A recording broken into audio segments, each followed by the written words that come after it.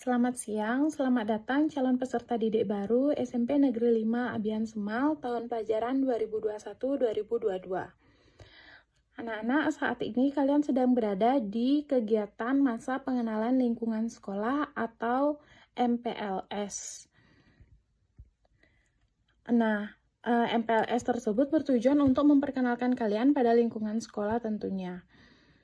Nah, pada kesempatan kali ini, Ibu diberikan kesempatan untuk menyampaikan materi tentang tata tertib sekolah di masa pandemi dan cara belajar efektif di masa pandemi.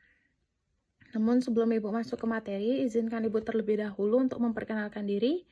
Perkenalkan, nama Ibu Deva Nirmala Sugita, bisa dipanggil Ibu Deva.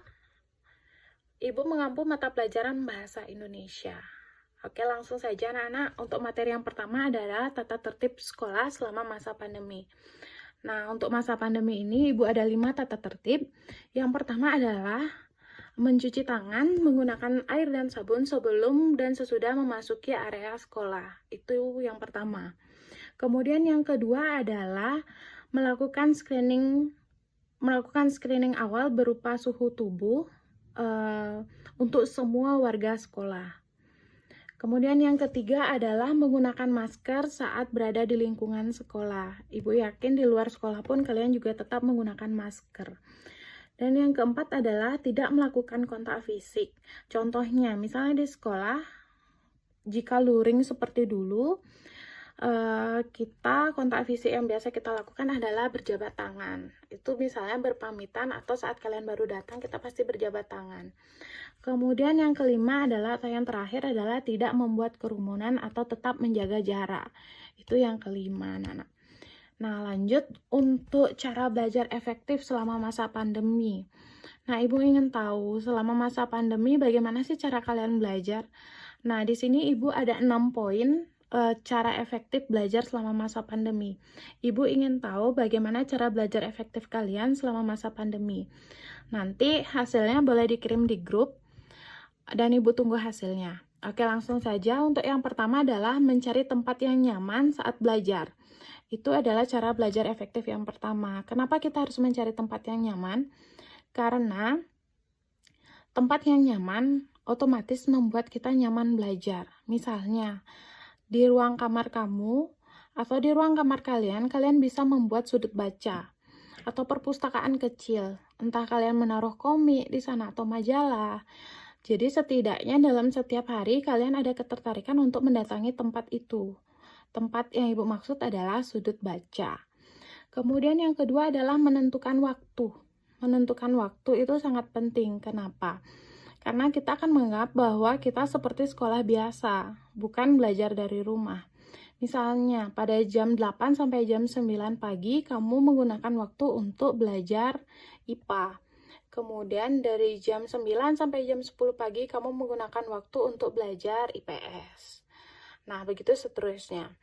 Kemudian yang ketiga adalah mencari cara belajar yang sesuai. Cara belajar yang sesuai misalnya ada tipe siswa yang belajar harus dalam ketenangan, artinya tidak bisa ada suara gaduh. Dan ada tipe siswa yang belajar misalnya harus ada musik, misalnya seperti itu. Dan Ibu termasuk salah satu yang setiap belajar harus ada musik. Artinya bukan musik keras, musik biasa, musik tenang, seperti itu. Kemudian yang keempat adalah mencari media belajar yang tepat. Misalnya, ada beberapa siswa yang setiap belajar menonton YouTube. Dia mencari tutor-tutor profesional. Kemudian ada pula yang belajar dengan membaca rangkuman di Google. Nah, itu tergantung kalian masing-masing. Kemudian untuk yang kelima adalah belajar bareng teman. Belajar bareng teman bukan berarti kalian harus berkumpul, tetapi bisa dengan video call. Nah, apalagi sekarang di berbagai aplikasi sudah ada fitur video call. Jadi kalian bisa belajar sambil video call bersama teman. Dan mungkin saja itu membuat kalian lebih bersemangat. Nah, yang terakhir adalah menyelesaikan tugas tepat waktu. Artinya, pengalaman Ibu ada beberapa siswa yang mengerjakan tugas mengulur-ngulur waktu. Jadi beberapa tugasnya menumpuk. Nah, itu menurut Ibu tidak efektif. Jadi itu harapan Ibu, ketika kalian mendapatkan tugas, kalian tetap mengerjakannya tepat waktu. Nah, itu 6 poin tentang cara belajar efektif yang bisa kalian tiru di rumah selama masa pandemi. Jangan lupa untuk dibagi cara belajar efektif kalian selama masa pandemi di grup nanti. Nah, anak-anak, demikian yang Ibu bisa sampaikan. Semoga bumi cepat membaik dan kita segera bisa ketemu. Terima kasih.